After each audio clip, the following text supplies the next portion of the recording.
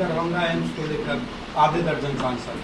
BJP के सांसद को जहां मन करे वहां परेड करे, लेकिन केंद्र की सरकार दरभंगा में एम्स बनाना नहीं चाहती है, उस पर राजनीति करना चाहती है।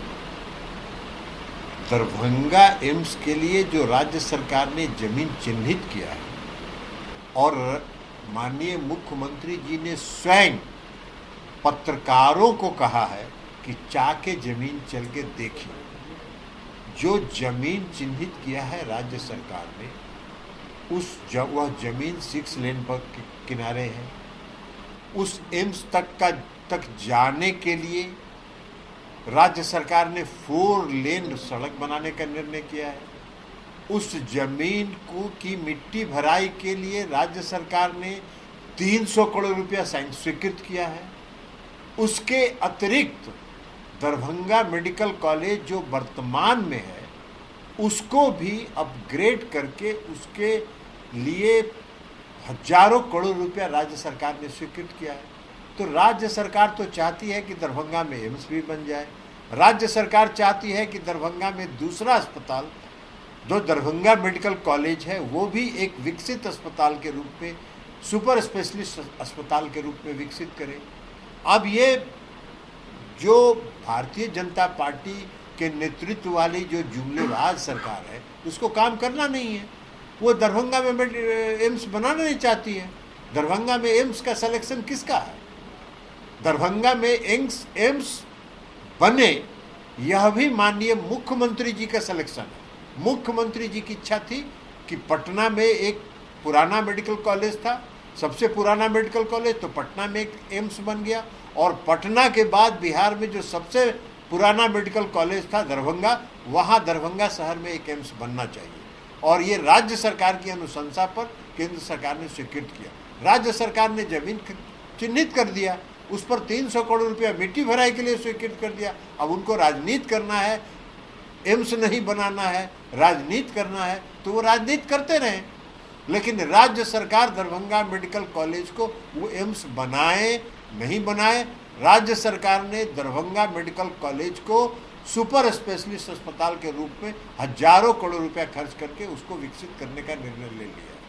काफी हमला, कौन सा लॉ एंड ऑर्डर?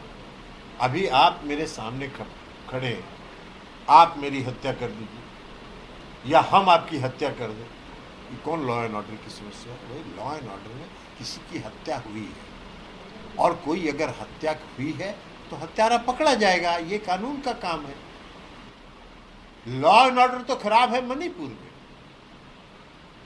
3 मई से वहां हिंसा हो रही है, प्रतिदिन हिंसा हो रही है। जो INDIA का जो प्रतिनिधि मंडल गया था, उसमें मैं भी गया था, और पूरे जो दोनों समुदाय के जो राहत शिविर है, उन दोनों समुदाय के राहत शिविर में हम लोग गए थे। दोनों समुदाय में एक भी समुदाय का विश्वास वहां की राज्य सरकार पर नहीं है। डबल इंजन की सरकार है, और 3 मई से वहां की हालत बेकाबू है, नियंत्रण नहीं कर पा रहे हैं, और कानून व्यवस्था की बात कर रहे हैं। थोड़ा सा भी तो लोक लिहाज रहना चाहिए।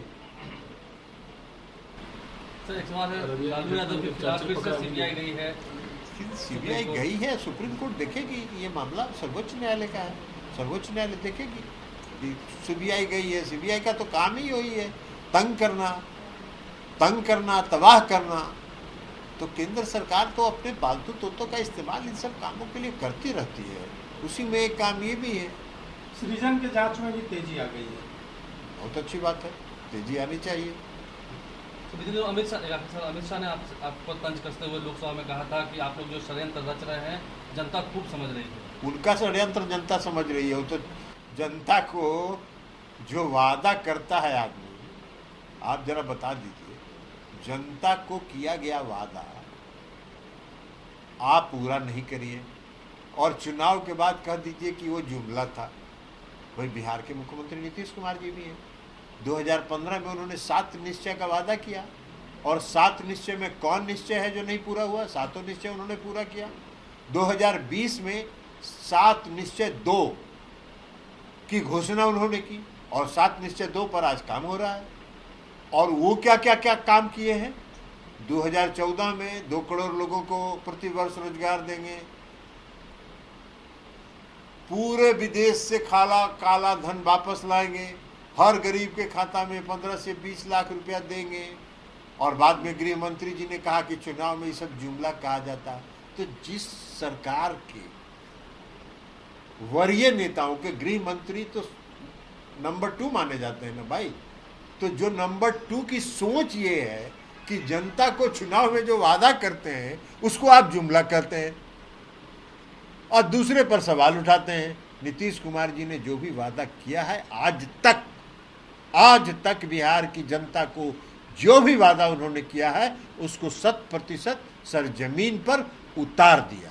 सर, अब ईडी ने हेमंत सोरेन को भी समन कर दिया है। अरे भाई, बता तो चुके हैं कि उनका काम ही यही है, पालतू तोतों का इस्तेमाल करना। 70,000 करोड़ का प्रधानमंत्री का भाषण नहीं सुने हैं आप लोग क्या? आप सुने हैं कि नहीं सुने हैं? अरे बोलिए ना जोर से, नहीं तो आपका भी रिकॉर्डिंग आएगा ना। बोलिए जोर से, सुने हैं कि नहीं सुने हैं? 70,000 करोड़ महाराष्ट्र में घोटाला हो गया, आप काहे नहीं बोल रहे हैं?